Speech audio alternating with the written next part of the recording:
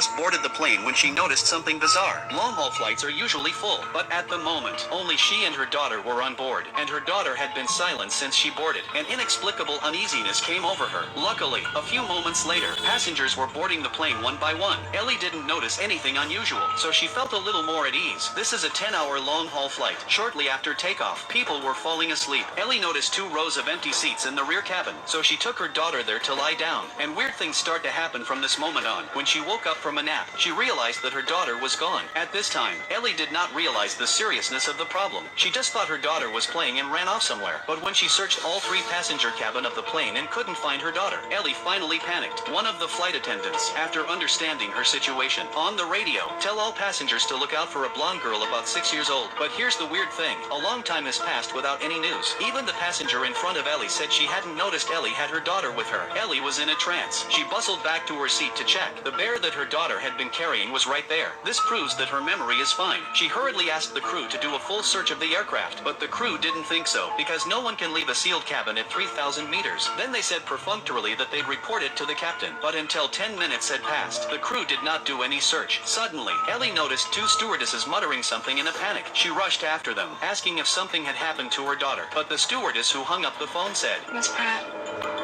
I'm sorry, but I don't think that she's here. The flight attendant contacted the ground crew. They did not investigate her daughter's boarding record. Her daughter's name wasn't on the passenger list. Ellie thought it was ridiculous. She hurriedly pulled out her boarding certificate to prove it, but the only boarding pass in her pocket was her own. Ellie instantly became more anxious. She rushed to open the baggage hold. She found her daughter's backpack missing, but daughter can't reach this height, so someone must have taken her. Ellie panicked immediately. She needed to talk to the captain. Then she went straight to the cockpit. But as she frantically rapped on the hatch, on the hatch, she was suddenly stopped by the air marshal behind her. Her behavior had seriously affected the other passengers, but she made so much noise that she alerted the captain. But all he did was ask Ellie if she'd been drinking or taking any drugs before she boarded the plane, and he obviously thought she was hallucinating. And Ellie replied with little confidence that she was on some anti-anxiety medication. Then she explained that her husband had fallen to his death 6 days earlier. That's when she started taking her medication. The purpose of the flight was to bring her husband's body back home for burial. His coffin was in the cargo hold of the plane. Then she got anxious. She made sure her daughter was on the plane with her. Ellie even held her hand before she fell asleep. This is definitely not a hallucination. Her anxious look brought out some sympathy in the captain. Even though everyone said they hadn't seen the girl, he also decided to tell all passengers to return to their seats, to check every place where a child could hide. But this time, they checked every corner of the cabin, including the baggage compartment and the bathroom. Even the cargo and equipment compartments still haven't found any sign of her daughter. And that's when the announcement came over the radio. All passengers can start moving around and resting. That means the crew decided to stop the search. Ellie immediately and angrily approached the captain. She was furious that they shouldn't have ended it so hastily, but the captain gave her news he couldn't accept. Where's my daughter? If you come with me. Where is she? Where is she? God damn it!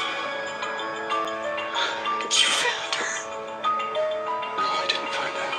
Miss Pratt. They received a fax from the hospital where Ellie's husband died. Said her daughter was brought in at the same time as her husband. Her husband jumped with her daughter. This was completely unacceptable to Ellie. She remembered her daughter playing in the park when her husband died. Immediately after that, she started to get dizzy. Had she really gone mad? The captain said nothing more. He told Jack to take Ellie back to her seat. Afterwards, Ellie woke up in her seat. The captain arranged for a psychiatrist to comfort her. It is common for people to experience hallucinations after a traumatic experience, and Ellie also calmed down. She tried to come to terms with it, but then Ellie turned her head. She saw a little heart symbol painted on the glass. Ellie's head snapped out of it. It was the same mark her daughter had made when she first boarded the plane. She held her emotions in check and said she wanted to go to the bathroom. Jack did not refuse her request and accompanied her there. Before entering, Ellie asked Jack to uncuff her, and as soon as she entered, Ellie took off her blouse. She wrapped her fist in her shirt and smashed open the door above her head. Above it was the aircraft's equipment bay. Just then Jack, who was worried about an accident, knocked on the door. Ellie hurriedly poked her head down and said she'd be right out. Then she immediately picked out a line and plugged it in. The oxygen masks fell off the people's heads. Everyone thought there was an emergency. The cabin was in chaos, and Ellie unplugged another wire and shorted out the equipment. All the lights went out. Ellie took advantage of the confusion and escaped from the toilet. She got into the lift and burst into the cargo hold. She called out her daughter's name, but there was no response. And just then, the captain told Jack there was nothing unusual about the plane. Jack realized immediately that Ellie had played him. After some searching, Ellie found her husband's coffin. She suddenly realized that maybe her daughter was hidden inside. She rushed to open the coffin, but there was only her husband's body inside. Jodie went limp in an instant. She hoped someone would help her, and that's when Jack found her. This time, he handcuffed her without mercy. He says because of her crazy behavior, the captain decided to land the plane immediately, and at that moment, Jodie was even more convinced that she was right. If her daughter really died with her husband, then the coffins herself brought on the plane should be 2 coffins. So she asked for permission to search the plane once it landed, but Jack only told her once the plane landed, she'd be arrested immediately. As she walked down the aisle to her seat, people were applauding. This crazy woman's behavior has delayed everyone's flight. Jack took her to the last row, but once seated, Ellie remained convinced that her daughter was on the plane. She pleaded with Jack. If you let them arrest me, she's gone free. I'm picking you. Looking at her poorly, Jack seemed to take pity on her. After a moment of silence, he called the stewardess and asked her to keep an eye on Ellie. He was going to talk to the captain again. Looks like he's going to help Ellie, but he turned around and walked into the cargo hold. He went straight to Ellie's husband's coffin. He ripped the sponge off the outside. There are 2 bombs and a trigger inside. Turns out it was all a conspiracy on his part. Ellie's daughter was actually on the plane. He hid her in the equipment bay. He planted bombs on both sides of the girl's head. Then he found the captain. Jack gave him an account. Said Ellie wanted them to wire £50 million immediately, or they'd blow up the plane. She has an accomplice on board. She won't say who it is. But that's who's holding the detonator. They want the plane deboarded on the tarmac, passengers first, then the crew. And they want a G3. Fueled and weighted. Jack said Ellie was carrying explosives through her husband's coffin. When he heard that, the captain panicked, but he tried to negotiate with Ellie. Jack stopped him right away. He lied and said that Ellie didn't want to negotiate with anyone, and from what he could see, Ellie clearly didn't want to hurt anyone, or she wouldn't have let the passengers off the plane first. He suggested that the captain ask the airline to wire the money immediately, to make Ellie think she was in control, and wait until all the passengers are off the plane. It's not too late to arrest her. Out of ideas, the captain nodded his head in agreement. Then he returned to the cabin. A stewardess suddenly stopped him. Turns out she was Jack's accomplice, and she was the one who pretended to get a call from ground that there was no record of Ellie's daughter boarding the plane. She was the one who gave the captain the fake facts proving Ellie's daughter's death, but now she's a little nervous. Jack, on the other hand, had already made his plans. Dead, and it's at the plant. They're gonna find her with a bullet hole through her head and a detonator in her hand. And the only witness, Ellie's daughter, would be blown to bits, and the next thing he knew, he got a message from the captain. The money had been wired to the designated account. Jack was happy. His plan was halfway there. All he had to do was wait for the right moment to take out Ellie. Then everything would be perfect. He lied to Ellie and said, "We need to stay after the plane lands. When everyone's off the plane, 2 police officers would come and help them continue the search." And Ellie believed him. When the plane landed, all the passengers were off the plane, followed by the crew. But then Ellie saw the captain and suddenly rushed over to him, said she'd find his daughter in a few minutes, and when she did, she demanded an apology from the captain. The captain had finally had enough. Pratt, your money has been wired, just as you asked. A G3 is waiting, just as you asked.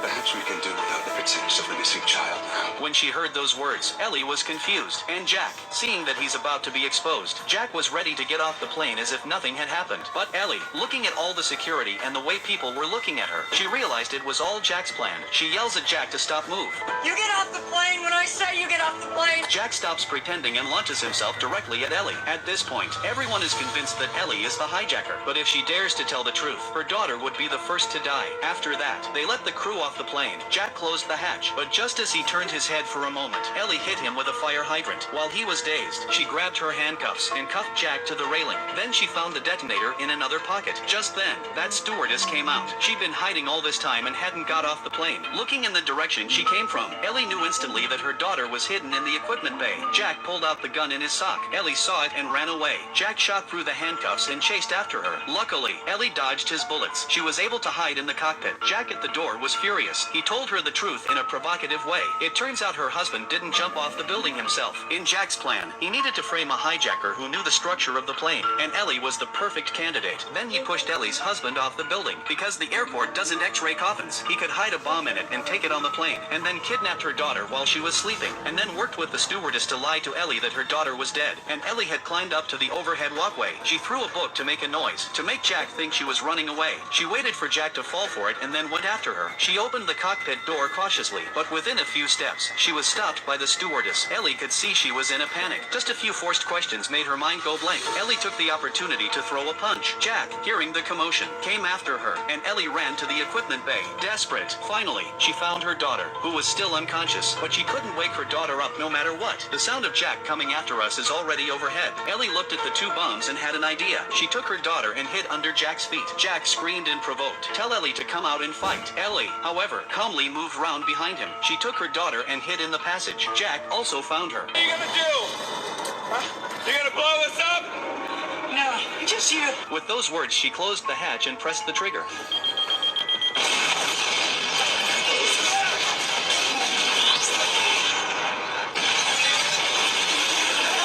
The plane burst into flames. A short time later, Ellie stepped off the plane with her daughter in her arms. As people looked through the smoke to see Ellie's face and the baby he was carrying, they realized that Ellie had been right from the start. After it's all over, the captain made a solemn apology to her. People are looking at Ellie like she's a hero, and I believe that from that moment on, no one would ever question a mother's determination to protect her child. This is a 2005 mystery thriller film called Flightplan. Do well to watch it if you finds it interesting. Highly recommended.